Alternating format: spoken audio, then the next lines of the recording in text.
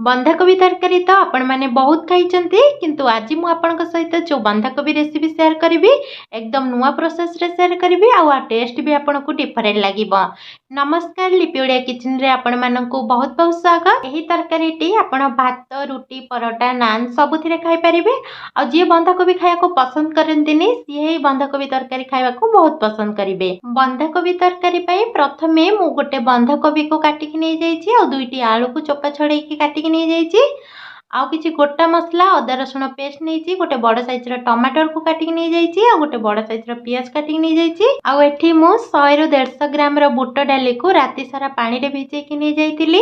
आपण चाहिए 4 ରୁ 5 घंटा भिजेकी भी नहीं पारिबे। आउ एथिरे किछि लूण और हल्दी देकी आमे प्रेशर रे आको दुईटी हुइसिल आसिया पर्यंत बंद करी रखी दबा। एबे दुईटी हुइसिल दे देइची। एबे हमर बुट डाली प्राय 70 ରୁ 80% कुक हो जाइए। एमती कुक करेंगे जमती फिटी नथिबो किंतु भल भाव पूरा सीझी जाइथिबो। वर्तमान आम से प्रेसर रे किछि ऑयल दे दबा। तापर आम जो गोटा मसला रखी गोटा मसला दे दबा और सेतरे दीटी सुखिला लंका भी दबा। गोटा मसला को टिके समय फ्राए करिबा और गोटा मसला टिके फ्राए हो गला परे आम एथिरे पंच फुटण दे दबा और फुटण को भल भाव फुटिया पई छाड़ी दबा। फुटण जेते भल भाव फुटिबो और बास्ना बहुत सुंदर आसीबो। वर्तमान देखंतु हमर फुटण भल भाव फुटी गलानी। वर्तमान आम जो पियाज को काटिक रखी पियाज सब को दे दबा और पियाज सब को आम ब्राउन होबा जाके फ्राए करिबा।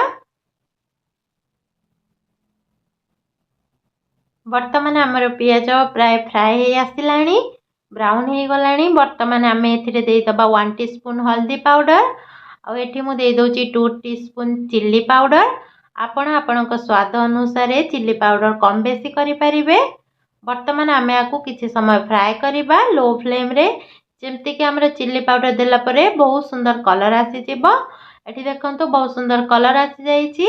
हमर पियाज भी भल भाव फ्राए हो गलानी। वर्तमान एथिरे आमे अदा रसुण पेस्ट को दे दबा। आउ अदा रसुण पेस्ट को आम किछि समय कषि नबा जमति कि आम अदा रसुण पेस्ट भल भाव कषि हो जिवो। आम एथिरे ऐड करि दबा टमाटर। टमाटर रे किछि लूण दबा जा फल आम टमाटर शीघ्र सीझी जिवो। वर्तमान आम टमाटर मेल्ट होबा जाके आपको भल भाव कषिबा। आउ टमाटर टिके मेल्ट हो गला परे आम एथिरे दे दबा 1 टीस्पून जीरा पाउडर 1 टीस्पून धनिया पाउडर और 1 टीस्पून गरम मसला दे दबा। आ मसला को आम 3 ରୁ 4 मिनिट भल भाव कषि नबा जेमति कि आम मसला रु भल भाव बास्ना आसीबो। आम यापर दे दबा एथिरे आलू।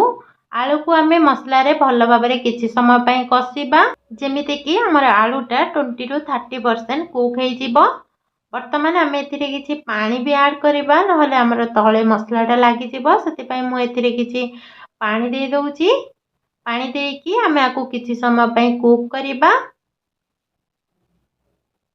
आ यही रेसिपीटी आपण मानकु बहुत पसंद आसीबो आ टेस्ट भी बहुत बढ़िया। थरे आपण एही परि भाबरे बनांतु।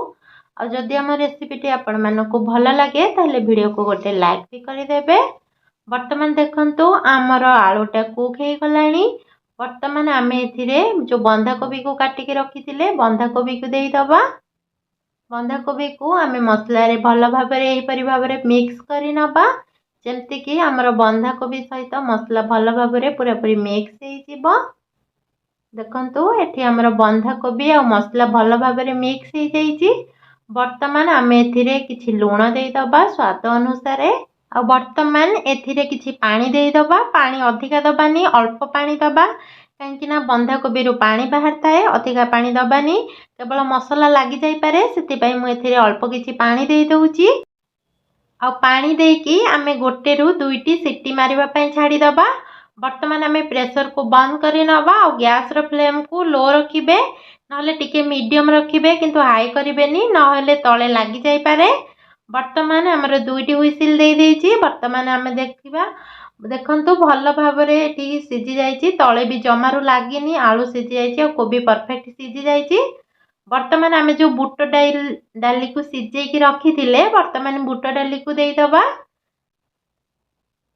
आ बुट डाली देकी ताकू किछि समय पई कषिबा प्राय 2 ରୁ 3 मिनिट कषिबा। हमर बुट जाई तो भल भाव सीझी जाइतिला। एबे आमे किछि समय पई बुट डाली को कषिबा। आ कषिला परे देखंतु एही परि भाव रे आकु सब टिके टिके दाबी देबे। एही परि भाव रे ଯାହାଫଳରେ ଖାଇବାକୁ ବହୁତ ଟେଷ୍ଟି ଲାଗିବ। ଦେଖନ୍ତୁ ବର୍ତ୍ତମାନ ମୁଁ ଆକୁ ସବୁ ଟିକେ ଟିକେ ଦାବି ନେଇଛି, ଜାଇ ଆଉ ଆଳୁ କିଛି ଦାବି ନେଇଛି। ବର୍ତ୍ତମାନ ଆମର ପରଫେକ୍ଟ ରେଡ଼ି ହେଇଗଲାଣି ତରକାରୀଟା। ବର୍ତ୍ତମାନ ଆମେ ଏଥିରେ ଦେଇଦେବା କିଛି ପାଣି। ପାଣି ଦେଇକି ଆମେ ଆକୁ ଆଉ କିଛି ସମୟ ଫୁଟିବା ପାଇଁ ଛାଡ଼ିଦେବା। ଏଥିରେ ଟିକେ ପାଣି ଅଂଶ ଅଳ୍ପ ଅଳ୍ପ ପାଣି ରହିବ, ବହୁତ ଟେଷ୍ଟି ଲାଗିବ।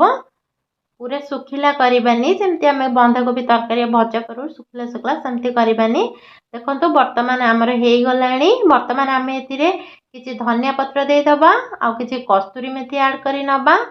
ବର୍ତ୍ତମାନ ମୁଁ ଏଥିରେ ଦେଇଦେଉଛି 1 ଟିସ୍ପୁନ୍ ଗରମ ମସଲା। ଦେଖନ୍ତୁ ଏହିପରି ଭାବରେ ବନେଇବେ, ବହୁତ ହି ଟେଷ୍ଟି। ଆପଣ ଥରେ ଏହିପରି ଭାବରେ ବନ୍ଧାକୋବିକି ବନାନ୍ତୁ। ଆପଣ ଯେଉଁପରି ଭାବରେ ବନ୍ଧାକୋବି ତରକାରୀ କିମ୍ବା ଭଜା କରୁଛନ୍ତି ତାଠାରୁ ଆପଣଙ୍କୁ ଏଇ ରେସିପିଟା ନିଶ୍ଚିନ୍ତ ରୂପରେ ପସନ୍ଦ ଲାଗିବ।